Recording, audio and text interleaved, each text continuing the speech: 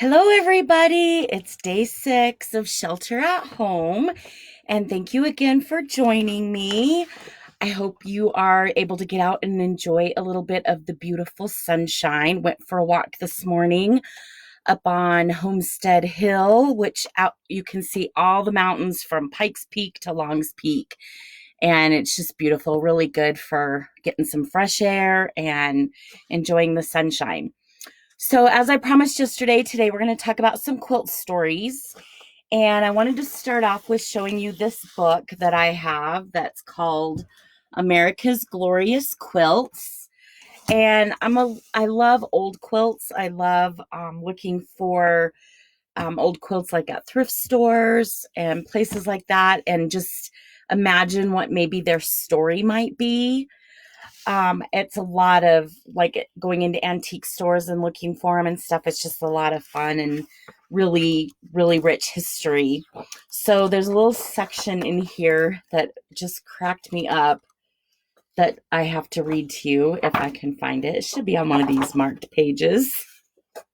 It used to be that back in like the early settler days and stuff that girls would have hope chests, and they would have to have a quilt made and in their hope chest before they would get married. So that was a big thing. Okay, so I think I don't have this in here. It was really cute. It was about America. Here it is. America's folklore about different ideas they had. So I just wanted to read you. These were some of the superstitions that they had about quilts. It's just hilarious. If a girl shakes a new quilt out the front door, the first man who enters will be her husband. Well, there could be some trickery there. If an unmarried girl puts the last stitch of the quilting in, she will be an old maid. If the thread breaks, that will be bad fortune. Ugh, that's not a good thing. My thread breaks all the time. Lone Star quilts can be bad luck in certain circumstances, although so many are extant that it's hard to believe that many people will look at these precautions seriously. A person who starts a Lone Star quilt will never finish it.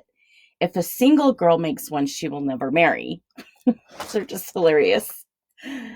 Shaking the cat means that a cat would be placed on a finished quilt, and several girls, usually 4, would grasp the edges and shake it. When the cat jumped out, the girl closest to it would be the next one to get married. A lot of stuff about getting married in here, huh? Never begin a quilt on a Friday. Never quilt at all on Sundays. Tulip patterns symbolize love. Pineapples indicate hospitality. A pomegranate symbolizes abundance. And rings and hearts also indicate love. Quilts should incorporate a deliberate flaw, such as mismatched colors or a pattern that is askew, as a reminder that only God can make a perfect object. If a child, especially a boy, sleeps beneath a quilt displaying a pattern called wandering foot, he will leave home and never return. Later, the name of that pattern was changed to turkey tracks. And here's my favorite. If you sleep under a new quilt, your dreams will come true. So those are just some fun old superstitions about quilts and their stories. Okay, so yesterday I showed you my quilt that my friend Lori made for me, the back of it, and I showed you the fun little extra block that I added in for my granddaughter, but I didn't ever show you the front, so I wanted to show you the front. This is the quilt that Lori made for me. It has really fun, bright colors, but they have Christmas prints on them, like some Christmas sweaters, stockings, angels, all kinds of fun little quilty or Christmassy motifs. So I'm sure yesterday when you saw my bananas on the back, and then you saw that I had some Santa faces quilt in there, you were probably like, what the haberdashery is going on with that quilt? Why are there Santa faces on banana fabric? So I told you I would share the story about that. It's just hilarious. So Lori and I went on a craft night one night, and she painted a picture of a banana. And so ever since then, we've had kind of this inside running joke about bananas, and we send each other memes about bananas or anything that we find about bananas. So the backing fabric with the big bananas is just kind of our connection, little thing that we have. And it'll always be forever and ever a fun story. Every time I see this quilt, I'll think of our fun times together. So that's a story. I hope that you guys have stories about quilts and that you will share them with me, because I'm just a sucker. I'm more of a sucker for quilt stories than for romance movies, honestly, because those are, yeah, so hokey. So I have a few other quilts I just want to show you and tell you their stories. This quilt, let me get the flower the right way. Okay. This is a quilt with a fun little iris flower in the center. And the funny story about this one is that I found that quilt block at a thrift store. There was like an art thrift store, and there was like a bag that I had a bunch of quilt blocks already made up. There was like a whole bunch of pieced apple blocks that a bunch of different ladies had done. They all had their names on them and everything. It was really fun. So anyway, my friend Deb took this block, and most of the other blocks we made charity quilts out of, and she donated them to her dialysis patients that she makes quilts for. But this one she thought was extra pretty, so she made it for me and used this really fun pattern that kind of framed up the flower. So my friend Deb moved away to Nebraska. Hi, Deb, if you're watching or get to see this, I hope you do. I miss you. And I always will cherish this quilt from you and think of you every time I see it. All right, this quilt is this fun? You guys are having like a little miniature trunk show here on a Tuesday afternoon. Who would have thunk it? All right, this is one of my quilts that I wrote the pattern for, called the Gracie quilt. And like if you watched yesterday, my little chicken block and the back of this quilt was made by my Gracie. This is a replica of, or a copy of, the quilt that I made for Gracie as a baby quilt when she was born. So it's extra special to me. I'll always think of my sweet little Gracie girl when I see this quilt. And this quilt, yesterday I showed you a quilt that had some friendship stars and told you how much I like friendship stars. So my sweet friend Cindy made this quilt all out of friendship stars. And it is just gorgeous. I hope you can see that on there really well. This one's called Friendship Mountains because it's the beautiful picture of our beautiful Colorado mountains. And every single block is made out of a friendship star, and it's just different placement of the colors that give it the design, but they're all friendship blocks. And this pattern also is available on my website on donnasdesignthreads.com. And I think there might even be a couple of kits for it.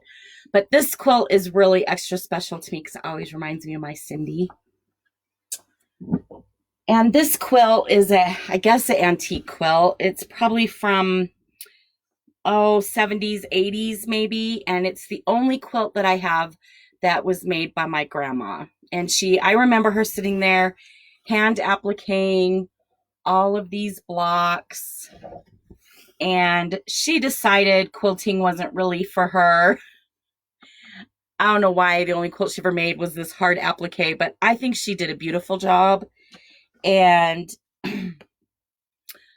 I'm pretty much the only quilter on that side of the family. So when Grandma passed away, I made sure that this came into my collection because everybody wants to remember their grandma, right? She was a sweet lady. Okay, this is a quilt that I did some hand embroidery on. And it's just a really cute, one of my customers had made one of these and told me about the pattern, and I just loved it. So I had to make my own. And each block is a little birdie block. They have little birdies, and each one is a different month.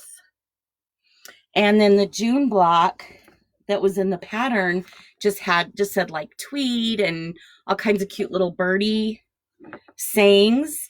And I had my friend Brooke, who's a design, digital design artist person. What are they called? Anyway, I had her design this block for me. And so it's like a family tree block. So it has our name, our wedding date, our kids when they were born, their spouses, and the grandkids. It's just a really fun block or fun quilt. I kind of a family heirloom. Hopefully that'll stick around for a while. And then I just have a couple more real quick. This one, some of you might have seen this one on my blog I wrote about. This is all fabrics that I bought when my husband and I went on a cruise to Alaska for our 30th wedding anniversary. And they have lots of beautiful quilt shops along the ports that you stop if you ever get to do that Alaska cruise. It's really amazing. So I made this for him for just to remember, well, for both of us really, to remember our trip to Alaska. It was his favorite thing. That was the best thing he ever did. And last but not least, I have to show you this kind of ratty thing. This is a big, huge quilt that is the very, very first quilt that I ever long-armed. And I had gone out to Utah to visit my mom. She had just gotten a long arm machine, or she'd had it for a little while. She showed me how to use it. And I just went to town. And this quilt, this is when I completely fell in love with machine quilting. And I've learned a lot since then. Like, if you can see this teeny tiny, is that insane? I can't believe after doing all that little tiny stuff that I wanted to keep doing this. It was crazy. I don't ever quilt that tiny anymore, but it was a lot of fun. And it's just always that memory of, I still love all the piecing and everything as well. But this quilt was my first quilt I long arm that I really fell in love with, the long arm quilting machine. So those are some of my stories. Again, guys, please share your stories with me. Let me know some fun stuff that stories that you have about quilts.